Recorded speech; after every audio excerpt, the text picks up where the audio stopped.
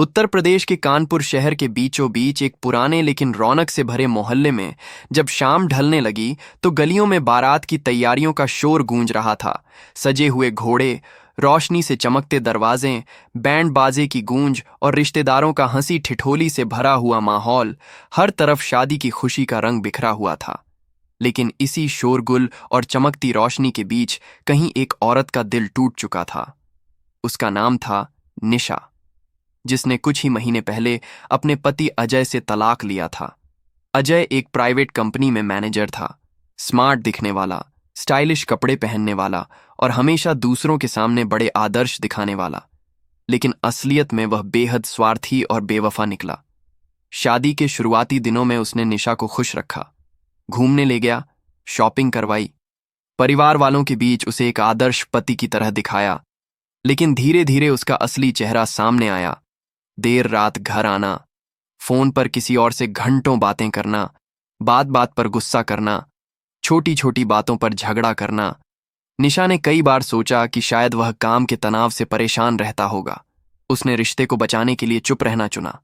वह अजय के गुस्से को नजरअंदाज करती, उसकी गलतियों को माफ करती, यहां तक कि जब उसे शक हुआ कि उसके जीवन में कोई और औरत आ चुकी है तो भी उसने रिश्ते को थामे रखने की कोशिश की। लेकिन अजय का झूठ और छल बढ़ता चला गया।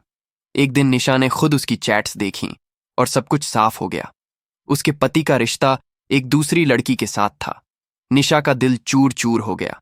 उसने अपने माता पिता को बताया, रिश्तेदारों को समझाने की कोशिश की, यहां तक कि काउंसलिंग भी करवाई गई। मगर अजय बदलने वाला नहीं था। आखिरकार कोर्ट कचहरी के चक्कर, वकीलों की बहस और गवाहों की गवाही के बीच तलाक हो गया। निशा ने सोचा था कि तलाक के बाद अजय शायद थोड़ी देर अकेला रहेगा, खुद को संभालेगा। लेकिन उसे क्या पता था कि कुछ ही महीनों में वही आदमी दूसरी शादी रचाने वाला है, और शादी भी इतनी धूमधाम से कि पूरे शहर में चर्चा थी। उस दिन जब अजय की बारात निकल रही थी, मोहल्ले में शहनाई बज रही थी, बच्चे पटाखे जला रहे थे, रिश्तेदार नाच रहे थे और दुल्हन का घर रोशनी से सजा हुआ था। तभी अचानक शादी स्थल के बाहर एक काली कार आकर रुकी। सबकी नजर उस पर पड़ी। दरवाजा खुला और उसमें से उतरी एक दुल्हन, लाल और सुनहरे लहंगे में सजी, हाथों में गहने, माथे पर बड़ी सी बिंदी और आंखों में आंसुओं की चमक। लोग चौंक गए, क्योंकि वह कोई और नहीं बल्कि अजय की पहली पत्नी निशा थी, जिसे सबने कुछ महीने पहले कोर्ट में रोते हुए देखा था। लेकिन आज वह किसी टूटी हुई औरत की तरह नहीं, बल्कि दुल्हन की तरह सजी हुई थी, मानो वह खुद अपने पति की दूसरी शादी पर उसका सच सबके सामने लाने आई हो। निशा के अंदर कदम रखते ही हॉल में सनसनी फैल गई। मेहमान फुसफुसाने लगे। कोई बोला, अरे ये तो अजय की पहली पत्नी है। कोई बोला, ये यहां क्यों आई है। कोई हंसने लगा और कोई मोबाइल निकालकर वीडियो बनाने लगा। सबकी नजरें मंच पर बैठे अजय और उसकी नई दुल्हन रीना पर टिक गईं। रीना घूंघट में थी, मासूमियत से सब देख रही थी, जबकि अजय का चेहरा अचानक उतर गया। उसकी मुस्कान गायब हो गई।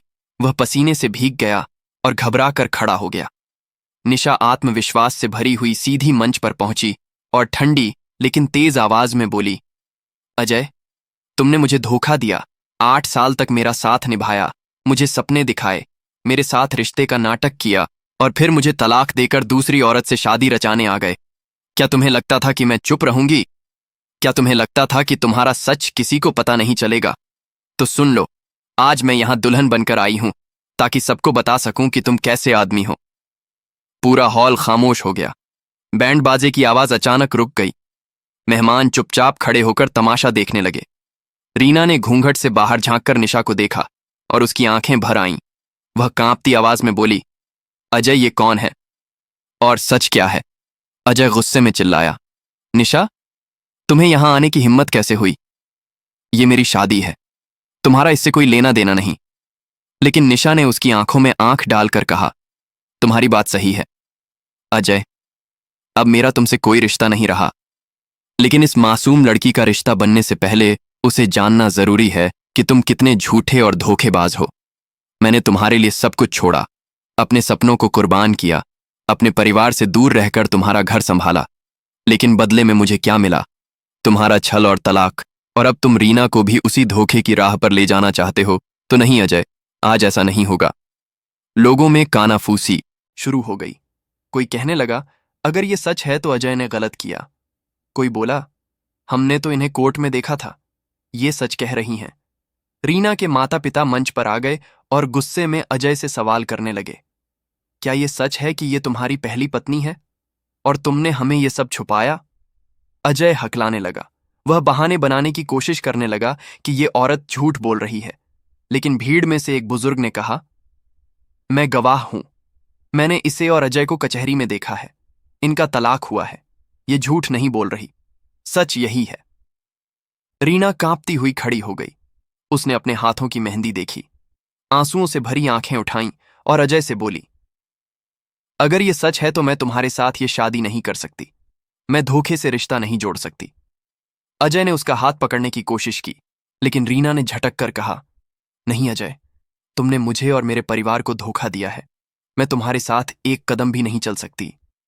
और वह अपने माता पिता का हाथ पकड़कर मंच से नीचे उतर गई। अजय की पूरी इज्जत मेहमानों के सामने मिट्टी में मिल गई। लोग धिक्कारने लगे। कोई बोला, कैसा आदमी है ये? कोई बोला, औरत की इज्जत के साथ खेला है। रिश्तेदार मुंह फेर कर जाने लगे। हॉल का सारा माहौल बदल गया। जहां पहले नाच गाना था, वहां अब फुसफुसाहट और गुस्से की गूंज थी। निशा ने गहरी सांस ली। उसकी आंखों से आंसू बह रहे थे, लेकिन चेहरे पर सुकून था। वह जानती थी कि आज उसने सिर्फ अपने लिए नहीं, बल्कि एक और औरत को भी धोखे से बचा लिया। वह मंच से उतरी और बाहर आकर कार में बैठ गई। बाहर की सड़क पर रोशनी थी, पटाखों की आवाज थी, लेकिन उसके दिल में अजीब सी शांति थी। उसने सोचा, शायद मेरी जिंदगी अब भी मुश्किलों से भरी होगी, लेकिन आज मैंने अपनी ताकत साबित कर दी है। उस रात का वीडियो किसी ने सोशल मीडिया पर डाल दिया। अगले दिन अखबारों में खबर छपी, पहली पत्नी दुल्हन बनकर पहुंची, पति की दूसरी शादी में और किया बड़ा खुलासा। शहर भर में चर्चा हो गई। लोग निशा की हिम्मत की तारीफ करने लगे। महिला संगठनों ने उसे सराहा।